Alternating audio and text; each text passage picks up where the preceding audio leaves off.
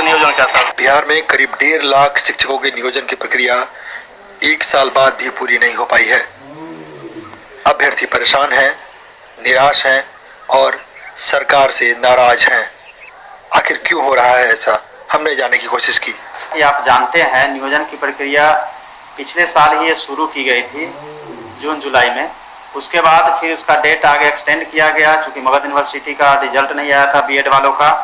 और फिर हमने उसमें प्रोविजन करवाया कि लास्ट डेट ऑफ सबमिशन के डेट तक रखा जाएगा, वो भी हो गया। उसके बाद NIS DLED 18 महीने का जो कोर्स है उसको लेकर माननीय उच्च न्यायालय से डायरेक्शन आया कि 30 दिन का समय दिया जाए, जबकि NCT से यह लेटर आया था कि इनको मान्यता नहीं दी जा सकती है। हम लोगों ने पत्राचार किया, पत्राचार में जो विलम्ब हुआ, जिसके चलते फिर से हम लोग 30 दिन का समय देते हुए शेड्यूल हमने जारी किया 15 जून को। 14 जुलाई तक अप्लाई करने का डेट था।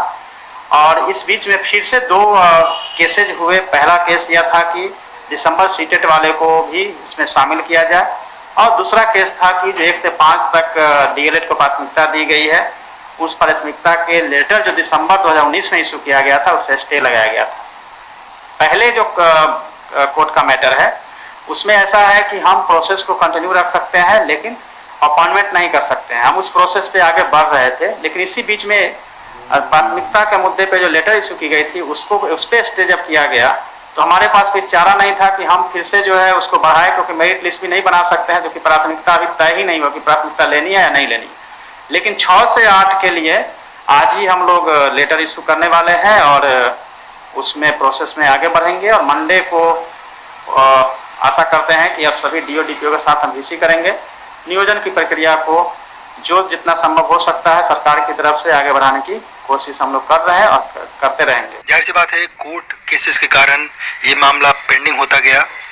हालांकि अब भी ये सवाल उठ रहे हैं कि सरकार की ओर से क्या प्रयास किए जा रहे हैं। चूंकि माननीय उच्च न्यायालयों में केस पेंडिंग होता है, जिसके चलते प्रॉब्लम आती है। हाँ, सरकार की तरफ से पहल की जा रही है कि AG साहब को पत्र लिखा गया है SCS सर के द्वारा कि वो काउंटर एफिडेविट दाखिल तो हो गई, साथ में IA कर मेंशनिंग कराया जाए IA को, और जितना जल्दी हो स्टे वैकेट कराया जाए ताकि नियोजन की प्रक्रिया जो है पूर्ण की जा सके। बट इसके साथ मैं एक बात और जोड़ना चाहता हूँ कि छात्रों के बीच ही बहुत उहापोह है, उन्होंने बहुत सारे स्ट्रगल किए हैं, सभी ने अप्लाई किया है। अब जब सरकार इससे गंभीर है और आगे बढ़ रही है तो दिसंबर सीटेट वाले को ऐसा लगता है कि हमारे साथ क्या कोई बैर है। उसके बाद फिर जब हम स्टे प्राथमिकता की बात करते हैं कि प्राथमिकता थी और हम स्टे वैकेट करा के आगे नियोजन करेंगे, तो बीएड वाले बोलते हैं कि बीएड वाले के साथ क्या कोई बैर है।